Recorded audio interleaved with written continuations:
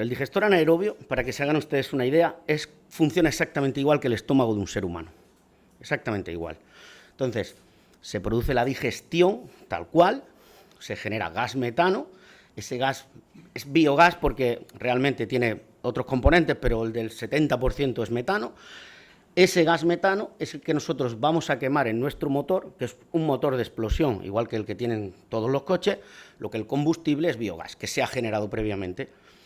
Ese motor genera energía, lo llamamos cogeneración porque generamos dos energías, energía térmica y energía eléctrica.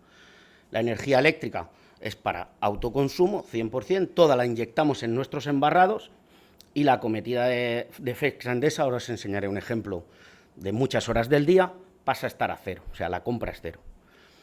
Y la térmica tiene tres usos que le damos aquí. Uno es para climatizar los edificios en invierno. Si veis ahí, están los split antiguos que no los hemos desmontado, pero hay un sistema de fan coil. El agua caliente se pasa por un serpentín y recuperamos la energía térmica para calefactar los edificios. También calentamos el agua de ducha, el agua caliente sanitaria. El serpentín, que era una resistencia eléctrica, sigue estando, pero previamente se hace pasar por unos serpentines, por unos tanques, y el agua ya llega al calentador caliente. Por tanto, se ahorra también bastante energía para calentar, se ahorra energía eléctrica porque la térmica la autoproducimos. Y, como os he dicho, el digestor funciona como un cuerpo humano, por tanto hay que llevar los lodos a 35 grados más o menos. Para llevarlos a 35 grados utilizamos esa energía térmica y lo calentamos, ¿vale?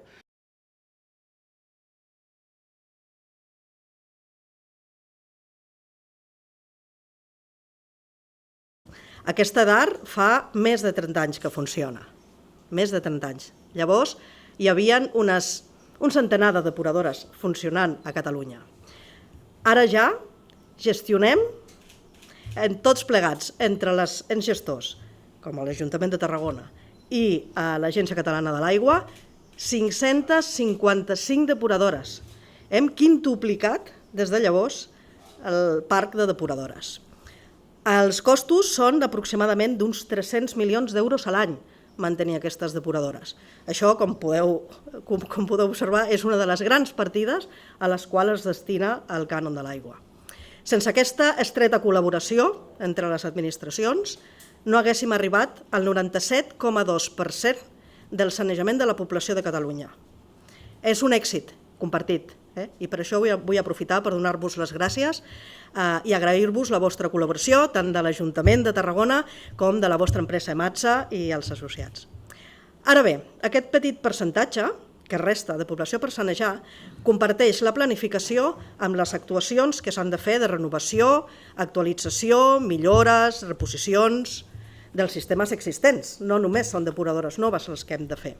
Per tant, aquestes actualitzacions també van vinculades als nous requeriments de les noves directives.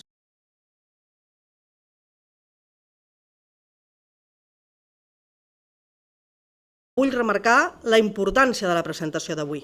És molt important, ja que és un clar exemple del camí a seguir per assolir l'autosuficiència energètica, que serà un mandat.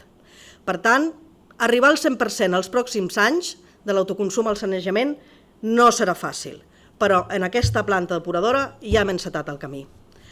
Generar en moments punta el 100% del sanejament i en una mitja, el 70%, me comentava el Paco, és una gran fita en aquests moments, una fita molt important i que, a més, en aquest cas, s'incrementa amb la generació fotovoltaica que heu establert a la planta.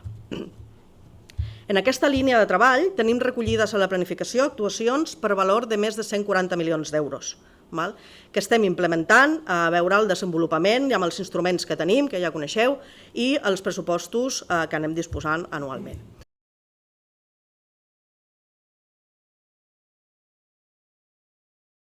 Les depuradores, com han explicat, des d'un punt de vista energètic, han de ser autosuficients, o en això treballem, perquè siguin autosuficients tant com sigui possible. A més, això, com han comentat també els companys i companyes que m'han precedit, ho estableix una proposta directiva d'aigües residuals urbanes que s'està tramitant a la Unió Europea. Aquesta iniciativa és un clar exemple d'economia circular on, en aquest cas, el que pretenem, i per exemple en èpoques estivals crec que ho aconseguirem, arribar al 100% de les necessitats energètiques d'aquesta planta.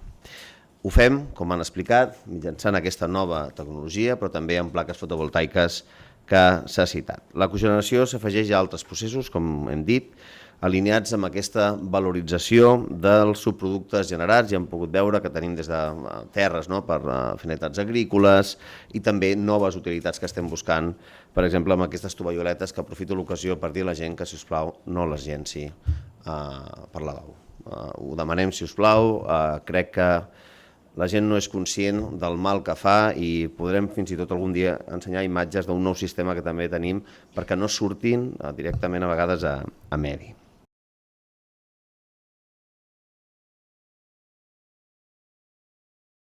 M'agradaria donar alguna dada que és interessant respecte al que significa efectes mediambientals d'aquesta tecnologia. Evitem l'emissió de 724 tones de CO2 anuals. 724 tones de CO2 anuals. Això, més o menys, és el que equival a la capacitat d'absorció de carboni de 1.316 arbres mediterranis, els pins. 1.316. O equival a les emissions produïdes pel consum elèctric de 796 llars, perquè puguin tenir una magnitud del que significa realment aquesta cogeneració.